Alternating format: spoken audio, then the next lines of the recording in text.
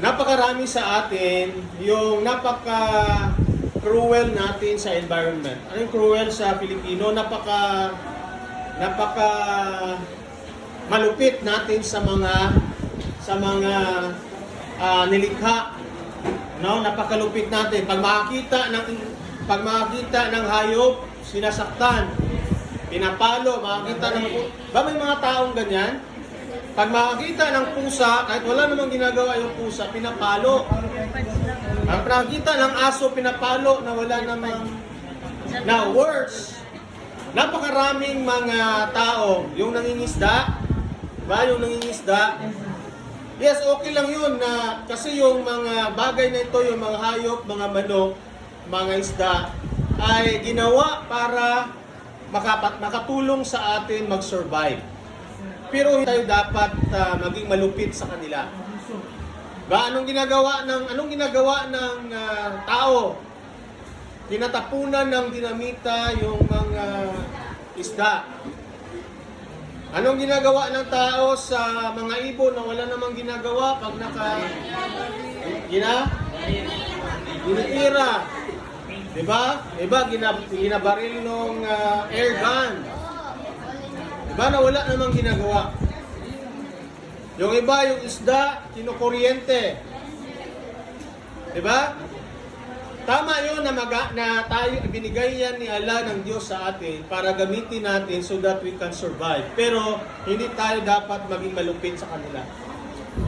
Yung iba, pati sa kanilang love life, dinadamay pati yung ibang mga nilalang. Diba? One time, may isang bata kumuha ng bulaklak ng santan. Punong-puno ng langgam.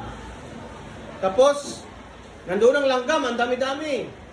Tapos, she loves me. She loves me na. Diba? Meron ba kaya? She loves me. Habang sinasabi niya, she loves me, pinipitik niya. At yung mga langgam, tatapon kung saan-saan.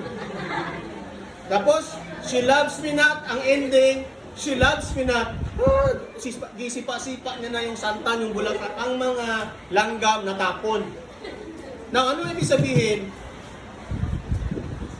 Halimbawa po, let us put it this way. Sabi ng Diyos, halimbawa sabihin niya, dahil kayo mga tao napakalupit ninyo sa mga ibang nilalang, baliktarin natin ang sitwasyon. Ikaw ngayon na tao, gawin kitang langgam. Diba, kung intensity 5 pa lang, grabe ng lindol. Yung dahon kaya, pag inalaw mo yun na may langgam, ano kayang intensity sa kanila yon? Tapos, ganun-ganun pa, she loves me not. Siguro yung mga langgam, nahilo na yon. Kung ikaw kaya yung langgam, ano kaya nararamdaman mo? Ano kaya mapakiramdam? Natin ang panahon, sabi ng Diyos, dahil masyado kang malupit sa mga isda, nagatapon ka ng dinamita,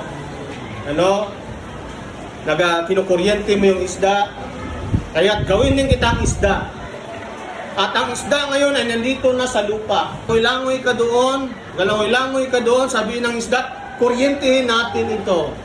Ano kaya ang pakiramdam mo kung nagalangoy-langoy ka, kinukuryente? Nagalangoy-langoy ka doon, ang sarap-sarap ng langoy-langoy mo sa ilog, at bigla ka na lang tapunan ng dinamita. At ano kaya ang pakiramdam mo? Tahimik lang kayo. Ha? Ano kaya ang pakiramdam na ganon?